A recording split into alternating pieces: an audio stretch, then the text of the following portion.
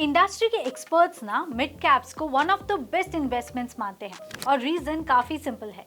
Large cap stocks के comparison में higher returns मिलने के चांसेस होते हैं और स्मॉल कैप के कंपैरिजन में ये स्टॉक्स ज्यादा फाइनेंशियली स्टेबल होते हैं। So it's best of both the worlds. पिछले एक साल में अगर आप देखें तो निफ्टी मिड कैप इंडेक्स ने निफ्टी से हायर रिटर्न्स दिए हैं और पिछले 3 सालों में भी निफ्टी को आउट परफॉर्म किया है। In fact Nifty mid cap index ने स्मॉल कैप इंडेक्स को भी आउट परफॉर्म किया है, अगर आप 1 साल देखें, 3 साल भी अगर देखते हैं तो। सो आज के इस वीडियो में हम आपको 2023 के बेस्ट मिड कैप स्टॉक्स की लिस्ट देंगे जिसमें आप इन्वेस्ट करके रिटर्न्स जनरेट कर सकते हैं। बट इन्वेस्ट करने से पहले आपको पता होना चाहिए कि आखिर मिड कैप स्टॉक्स होते क्या है और इनमें इन्वेस्ट करने से पहले किन इंपॉर्टेंट फैक्टर्स को आपको कंसिडर करना चाहिए। सबसे पहले जानते हैं what are mid cap stocks. SEBI सारी लिस्टेड कंपनीज को उनके मार्केट कैपिटलाइजेशन से रैंक करता है। हाईएस्ट मार्केट कैप वाली company will be ranked as number 1 and so on. So पहले से लेके 100th रैंक वाली companies are called large cap companies and अब सेबी के अकॉर्डिंग वो कंपनीज जिनका मार्केट कैप के अनुसार एनएससी और बीएसई में 101th से लेके 250th रैंक के बीच में होती हैं, उन कंपनीज के स्टॉक्स को हम मिड कैप स्टॉक्स कहते हैं एंड 250 से नीचे के रैंकिंग वाले stocks are called small caps. Now let's understand the key features of a mid cap stock.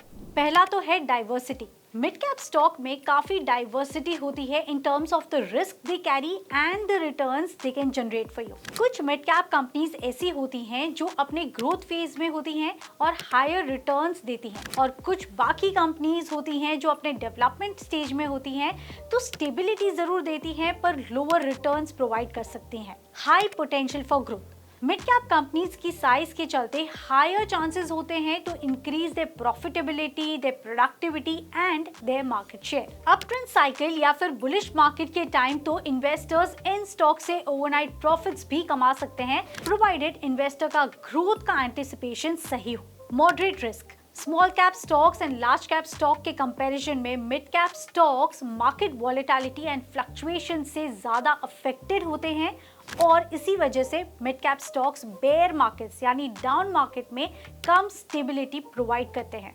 Liquidity. Mid cap stock small cap stock से ज्यादा लिक्विड होते हैं, ये बात का ध्यान रखिए।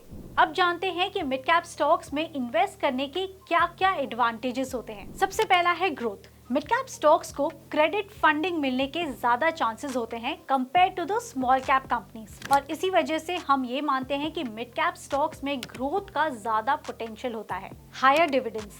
जनरली मिड कैप स्टॉक्स की ओवरऑल वैल्यू के इंक्रीज होने के ज्यादा चांसेस होते हैं और इसी वजह से they have more room for sizeable dividends. Mid cap stocks large cap stocks के कंपैरिजन में कम रिसर्च्ड होते हैं, कम आइडेंटिफाइड होते हैं, तो कई बार ना ग्रोथ स्टेज में ऐसी कंपनीज आपको बार्गेन प्राइस में भी अवेलेबल हो जाती हैं, तो इनका फायदा आप उठा सकते हैं। स्मॉल कैप कंपनीज के कंपैरिजन में मिड कैप कंपनीज अपने इन्वेस्टर्स को इनफ इंफॉर्मेशन प्रोवाइड करती हैं, इसलिए मिड कैप स्टॉक्स को एनालाइज करना कंपैरेटिवली काफी आसान हो जाता है। अब मिड कैप स्टॉक्स कितने भी स्टेबल क्यों ना हो, पर इनमें इन्वेस्ट करने से पहले हमें कुछ बातों का ख्याल जरूर रखना चाहिए, जैसे कि financial goals. Mid cap stocks खरीदने से पहले आपको अपने फाइनेंशियल ऑब्जेक्टिव्स क्लियर कर लेने चाहिए। Mid cap stocks usually long term investment के लिए ज्यादा सूटेबल रहते हैं एंड अगर आपका गोल ग्रोथ इन लॉन्गर टर्म है तो आपको मिड कैप स्टॉक्स में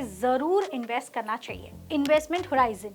mid cap stocks large cap stocks के कंपैरिजन में ज्यादा वॉलेटाइल होते हैं, तो अगर आप मिड कैप स्टॉक्स को शॉर्ट टर्म यानी 1 साल के अंदर अंदर सेल करने के इंटेंशन से बाय कर रहे हैं तो आपको मिड कैप स्टॉक्स में इन्वेस्ट करना अवॉइड करना चाहिए। लॉन्ग टर्म में आप बस स्ट्रॉन्ग बिजनेस को बाय करके वेट कर सकते हैं फॉर इट टू ग्रो, तो आप मिड कैप स्टॉक्स को जरूर बाय कीजिए।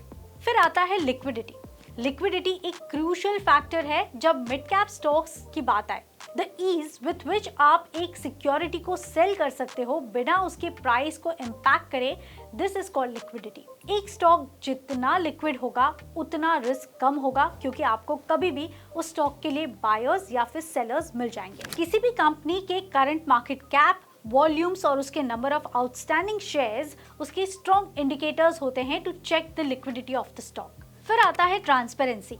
मिड कैप स्टॉक में लॉन्ग टर्म इन्वेस्टमेंट करने से पहले कंपनी अपने ऑपरेशंस एंड फाइनेंशियल रिपोर्टिंग में कितनी ट्रांसपेरेंट है, इस बात का आपको हमेशा ध्यान रखना चाहिए। फिर आते हैं रिटर्न्स। आपको हमेशा एक्सपेक्टेड रिटर्न्स को पहले अज्यूम कर लेना चाहिए by comparing your investment to small cap and large cap investments. फिर आता है प्योर इवैल्यूएशन। आपको अपने इन्वेस्टमेंट्स को दूसरे सिमिलर बिजनेसेस से कंटिन्यूअसली कंपेयर करते रहना चाहिए। See what's working for your company compared to the peers. And then comes the most important factor, that is your financial condition. आपकी फाइनेंशियल कंडीशन एक बहुत ही क्रूशियल फैक्टर है, क्योंकि as I said mid cap stocks काफी volatile हो सकते हैं एंड अगर आपके पास अपने पोटेंशियल लॉसेस को कवर करने के पैसे हैं तभी आपको मिड कैप स्टॉक्स में इन्वेस्ट करना चाहिए। किसी मिड कैप स्टॉक में इन्वेस्ट करने से पहले आपको उसके प्रीवियस परफॉर्मेंसेस को भी चेक करना चाहिए, क्योंकि ये आपको एक बेसिक आइडिया दे देता है कि आपको कितने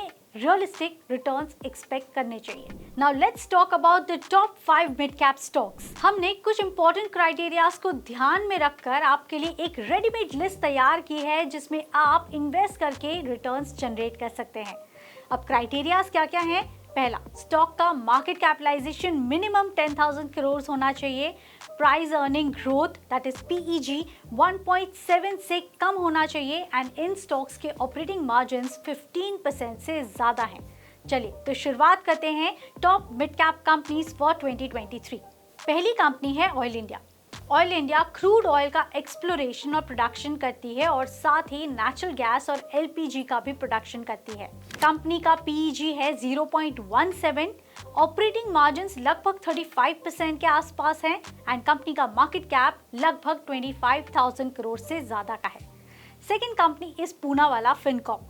पूनावाला फिनकॉर्प एक नॉन डिपॉजिट टेकिंग NBFC है जो कंज्यूमर्स को MSME financing and general insurance services provide करती है। पूनावाला फिनकॉर्प का PEG है 0.45, ऑपरेटिंग मार्जिन्स लगभग 63% के आसपास है एंड कंपनी का मार्केट कैप 22,000 करोड़ से ज्यादा है। Third company is Coforge. Coforge एक IT सर्विस कंपनी है जो end to end software solutions provide करती है।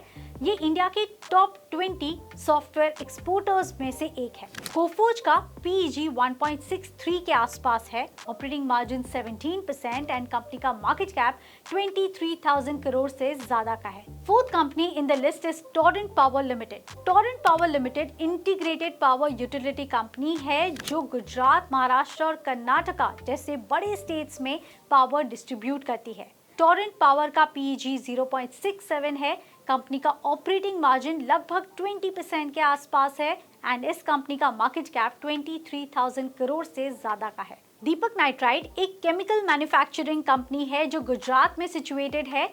ये लीडिंग मैन्युफैक्चरर है for organic, inorganic, fine and speciality chemicals की। ये कंपनी कई तरह के इंटरमीडिएट्स भी मैन्युफैक्चर करती है जो कि industrial explosives, paints, cosmetic etcetera में भी यूज होते हैं। तो दीपक नाइट्राइट का PEG 0.32 है, ऑपरेटिंग मार्जिन्स कंपनी के लगभग 17.5% के आसपास है एंड कंपनी का मार्केट कैप लगभग 25,000 करोड़ से ज्यादा का है।